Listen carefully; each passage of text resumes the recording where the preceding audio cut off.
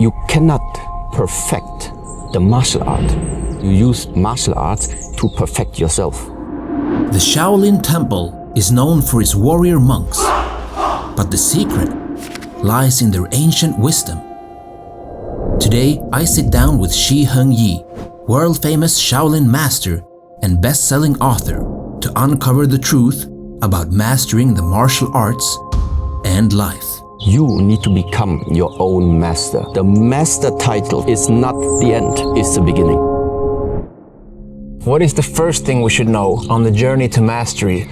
In the very beginning, it's normal that the focus is going to be on fun.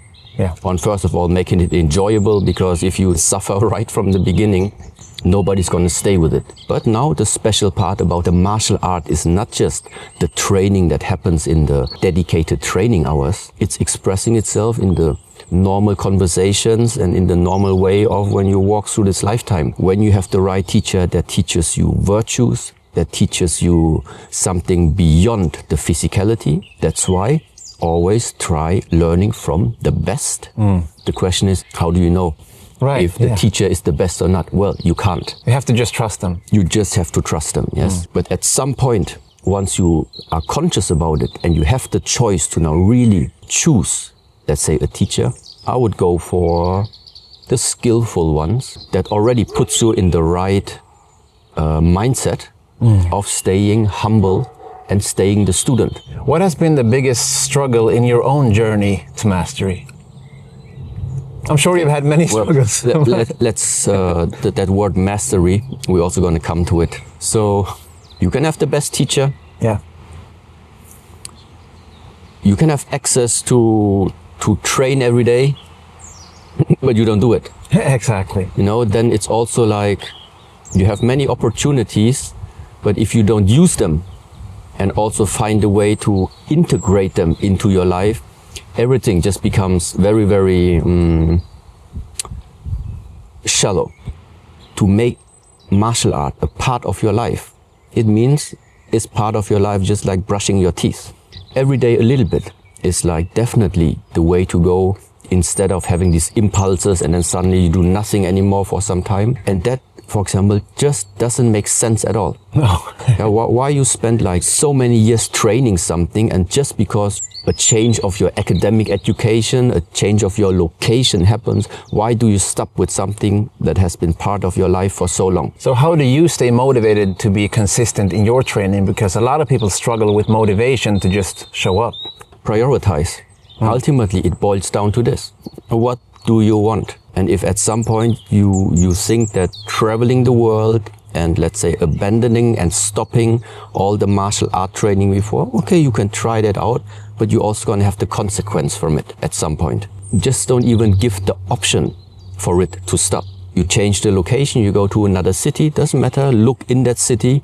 Is there the same style of martial art that you practiced before? Number one. If there isn't another style that is similar, well, also not bad. Look into another system. Look at the similarities, look at the differences. All of these things make you expand your mind in the field of martial arts. Sometimes the question, which one is the ultimate best martial art? Is it BJJ? Is it like Thai boxing? Is it kickboxing? Is it Shaolin Kung Fu? Is it karate? It boils down to the character who's doing it. Somebody who's lazy can do whatever martial art, and it's going to be a lazy type of martial art. It's going to be a weak style. And somebody who is very, very determined, has a lot of willpower, has a lot of dedication, I mean, he can do judo and just destroys you like nothing. You cannot perfect the martial art. It's never about me trying to make Shaolin Kung Fu perfect. It's never about me trying to do karate perfect. No, karate is perfect. Shaolin Kung Fu is perfect. BJJ is perfect. You use these methods, you use these martial arts in order to perfect yourself. This is how I like to see it. Any martial art puts you in a situation where you face yourself at some point. So meaning you need to create what suits you. There is no system that in a way suits you. You need to look what is available and make it suitable for you, suitable for your way of life, suitable for your way of thinking, suitable for your physical attributes that you already possess. You know, some people are taller, some people are smaller, some people are bulky, some people are skinny. What is it that you can make it become part of who you are? Let's talk about mastery. Yeah. How do you define the word master or mastery? We don't just only find masters in the field of martial arts. You can be a master, electrician master, carpenter master, you know. So what does this master literally mean? It certainly is a person who has dedicated a lot of his lifetime in a specific area. That's why he became very, very skillful. So on the one side, we could say, if somebody is a karate master, if somebody is a kung fu master, he should have some type of skill set, some type of abilities that he can demonstrate, that he can express, which lies beyond someone who hasn't spent time with this martial art, for example. Now, if somebody practices 20 years any type of martial art and is being considered a master, and then walks out on the street, and next to him, like an elderly woman would just fall on the street, and he continues walking without doing anything. He might be skillful in what he's doing, but I'm sorry, this is not the understanding of when I would refer to him as a master. So meaning, it's not about mastery only of your skills, it's about mastery of your character and the mastery of how you are living your life. How much understanding do you have for the people in this life? How helpful are you? How much are you using your, let's call it, elevated abilities to actually try and contribute to the bettering of our society? It's nothing that has only to do with your skills. It is your attitude towards life. We need a graduation system. We need systems in the field of martial arts to motivate people to continue their path. That's why you have no belt, then you make your first exam and you get the white belt. Yeah. And afterwards, sometimes you have the white yellow belt, afterwards yellow, and then you move on orange, so whatever grading system there is. Yes. And ultimately, you have the black belt mostly, which is then being rewarded as, now you are a master. Yes, but what sounds like the end of the way, it is literally just that, Jesse, you have spent the last 14 years showing that you can stay committed, dedicated, loyal to your training. That's why right now, as a symbol of your achievement, you are being graduated the master's level. Yeah. So, does it mean right now that something has ended? No, it's just like I said it. You showed there is something you can really commit to 14 years long. And now comes the greatest mastery. Now continue this attitude and expand it to all other areas that are still lying ahead of you. Whether it's martial art or not. Whether it is like, we're new into family life, dedicate your energy, dedicate your attitude, dedicate your loyalty in making this family in the best possible way, just as much as we loved our martial art. Now it's time to express it in a different area. The master title is not the end, it's the beginning. It's all about self-mastery. Don't look for a master out there and lift him up on the pedestal and pray to him and treat him like a guru and think that he is something better than you. Well, if it motivates you for you to bring the best out of yourself, it's good so. But that is the essence. You use this lifetime that you have available and master yourself. Self-mastery. You need to become your own master. We all are masters. It's just sometimes that master is sleeping. That master is lazy. That master is upset. Yes, find a way to bring out the best master inside of yourself. Some people may not believe that this is possible. Do you think the mastery of martial arts is for everyone? You want to play tennis. Okay. Okay.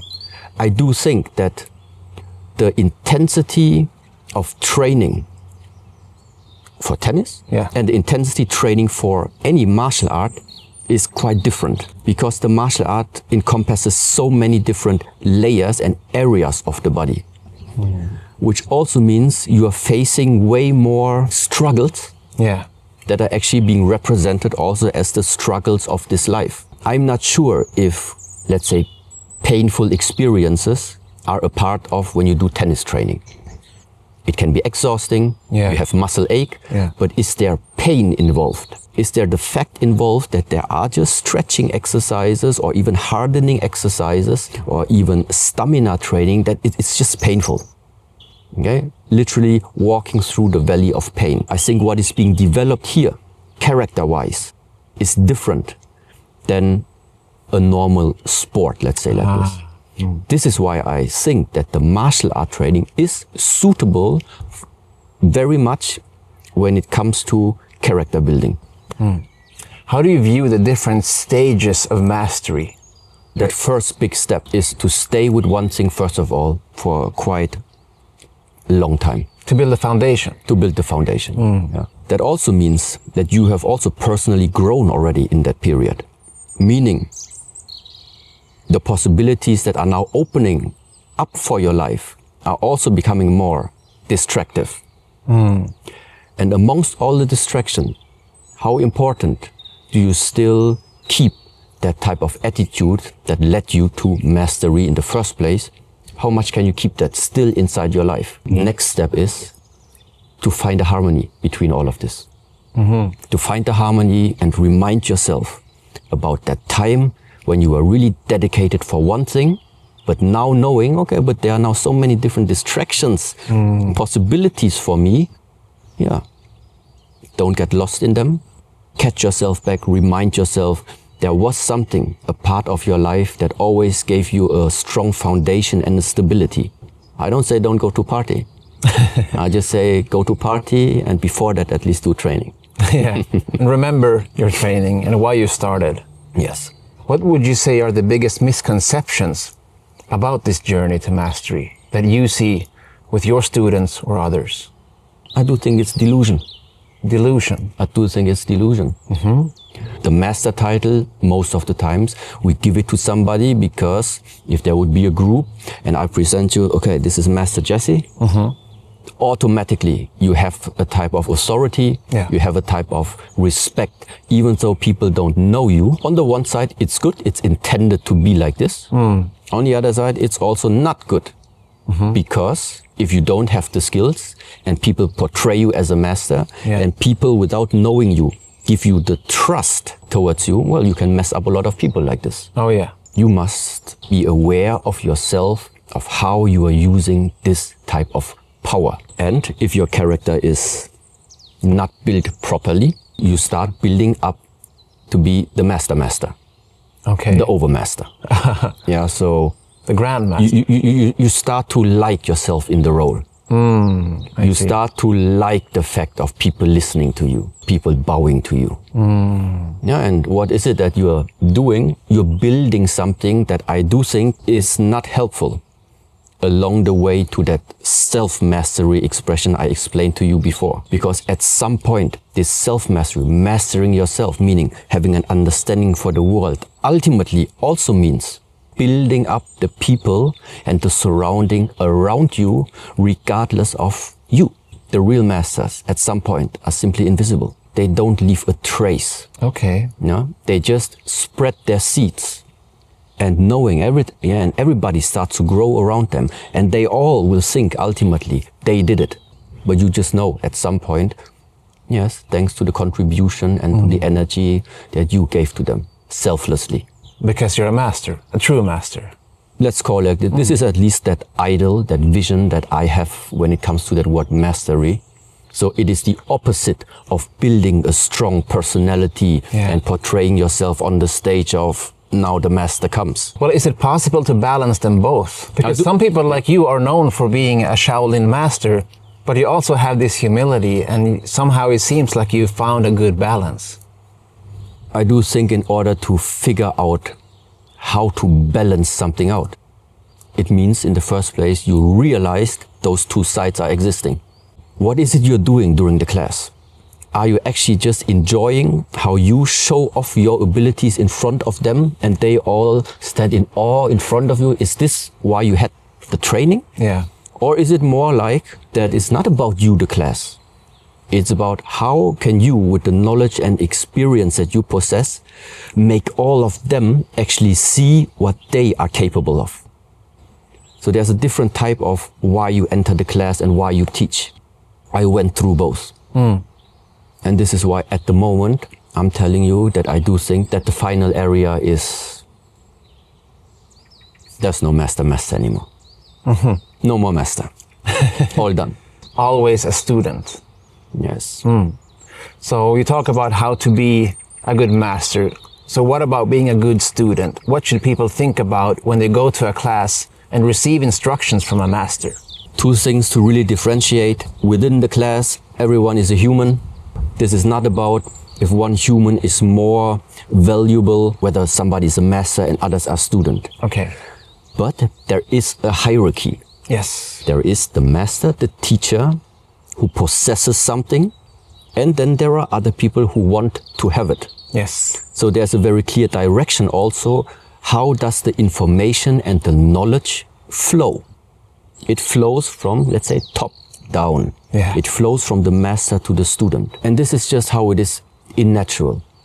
If I know I want to have something from you, I don't come there and ask for it to have it. No, because you have it. It's your decision if you want to give it to me or not.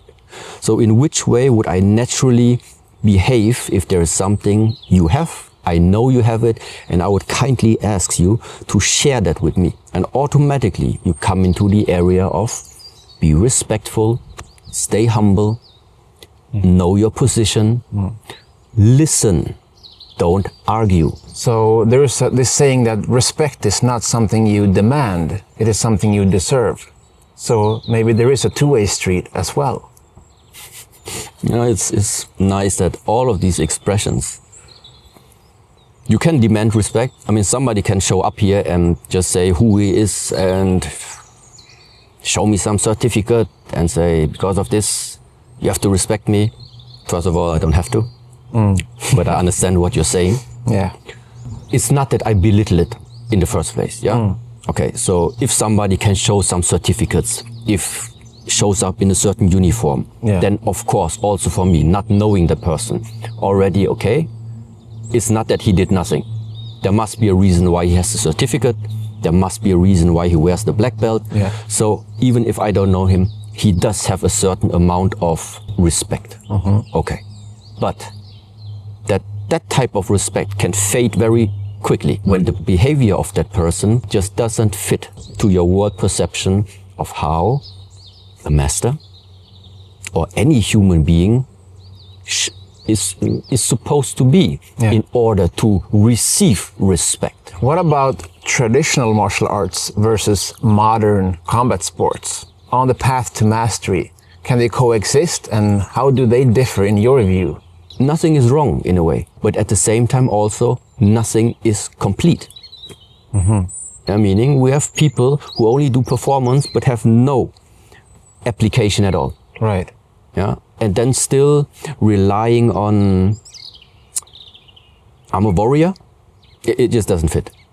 If you're a performer, you're not a warrior. If you have performed all these years and want to add something to your martial art understanding, it absolutely makes sense to start fighting. Yes, I might be practicing this now 15, 16 years, and it looks beautiful what I do, and I do traditional movements, but against that guy who only practiced 2 years in modern combat sport, I do think I would lose. It's a difficult one, but this is why I do think it's good that we talk about it. There's enough conflict in this world. We don't necessarily need it in all unnecessary areas. Right. So we should take the best from both worlds, learn from each other.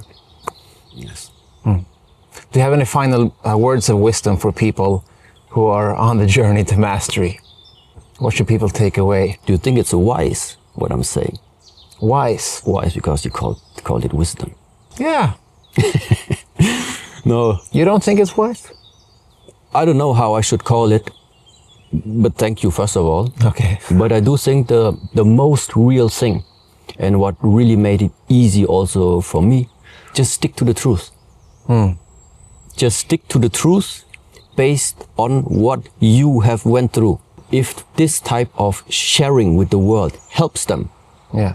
well, then sometimes it simply sounds wise, but it's not wise. It's just experience. The truth will set you free. The truth will set you free. Okay, thank you so much for this talk. I Thank you, appreciate Jesse. it.